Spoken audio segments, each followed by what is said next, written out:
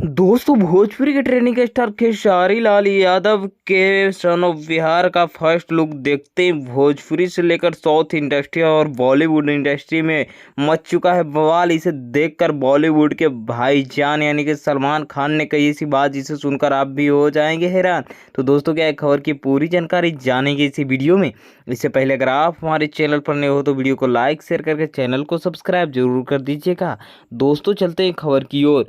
दोस्तों मैं आपको बता दूं कि भोजपुरी के ट्रेंडिंग स्टार खेसारी लाल यादव भोजपुरी में कुछ नया लाने के लिए हमेशा कुछ ना कुछ करते रहते हैं, चाहे वो भोजपुरी में एल्बम इंडस्ट्री के बारे में हो या फिल्म इंडस्ट्री के बारे में हो।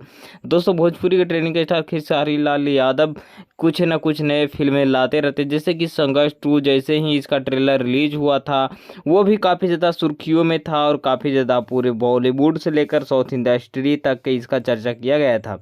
उसी तरह से दोस्तों अभी एक इनका फर्स्ट लुक जारी किया गया है सन ऑफ बिहार का।